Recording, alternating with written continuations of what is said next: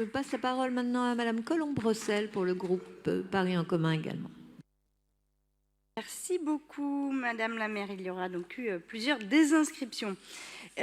Quelques mots en complément de ce que vient de dire mon collègue Éric Pliez sur le sujet, que ce soit sur les questions de logement, d'insertion, d'emploi, de conciliation entre vie professionnelle et vie personnelle, d'accès à la santé, d'accès aux loisirs, au sport, de la lutte contre la précarité économique ou la précarisation économique, la question du temps pour soi, la question du temps de répit.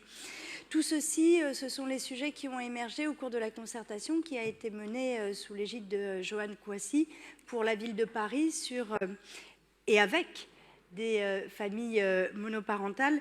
Et ce sont finalement tous ces sujets qui sont aujourd'hui repris pour être traités dans cette communication qu'on pourrait peut-être familièrement et entre nous appeler un bleu budgétaire. Pourquoi est-ce que c'est important? C'est important parce que les familles monoparentales ne sont pas uniquement, j'y mets plein de guillemets, des familles qui sont percutées par les inégalités. Les familles monoparentales, elles sont confrontées à un cumul d'inégalités systémiques. Et c'est cela qui fait la particularité de la situation des familles monoparentales. C'est le cumul des inégalités, qu'elles soient sociales, professionnelles ou de genre, puisque lorsque nous parlons de familles monoparentales, nous parlons en fait, et le plus souvent, de mères solo.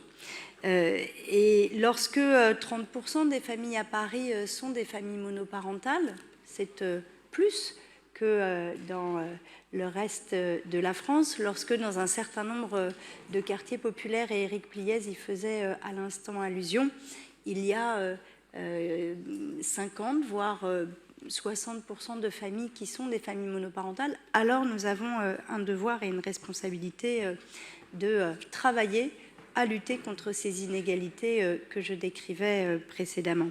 Alors on pourrait dire une communication et un bleu, ça n'est pas assez.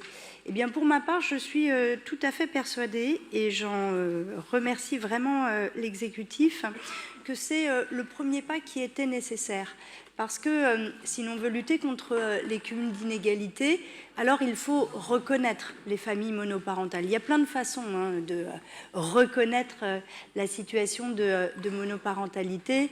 Il n'y a pas d'objet totémique en soi, mais il y a la nécessité de reconnaître les familles pour pouvoir les accompagner.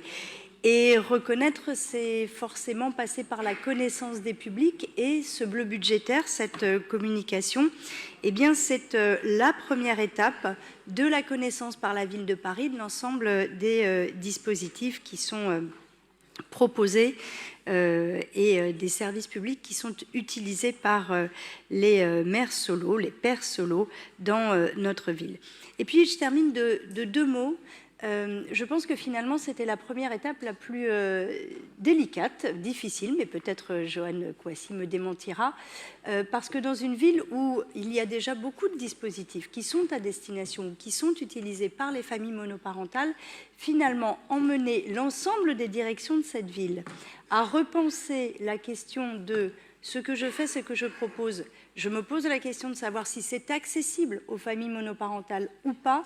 C'est finalement peut-être le plus compliqué, c'est peut-être la première étape avant toute autre prise de décision sur de nouveaux dispositifs. Y en a-t-il besoin de temps que ça ? Peut-être pas, mais peut-être est-il nécessaire de repenser les actions qui sont proposées en se posant la question de savoir si c'est accessible aux familles monoparentales, aux parents solos. Et je crois que c'est pas le plus glamour, c'est pas ce qui fera la une des annonces, chère Joanne, mais je pense que c'était certainement le premier pas et peut-être le plus compliqué. Et je me réjouis qu'on continue à avancer là-dessus.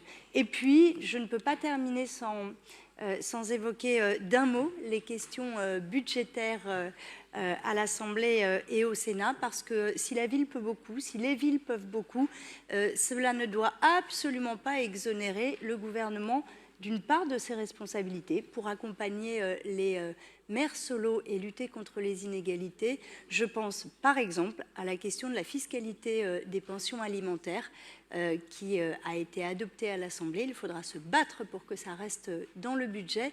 Vous pouvez en tout cas compter sur notre engagement pour ce faire.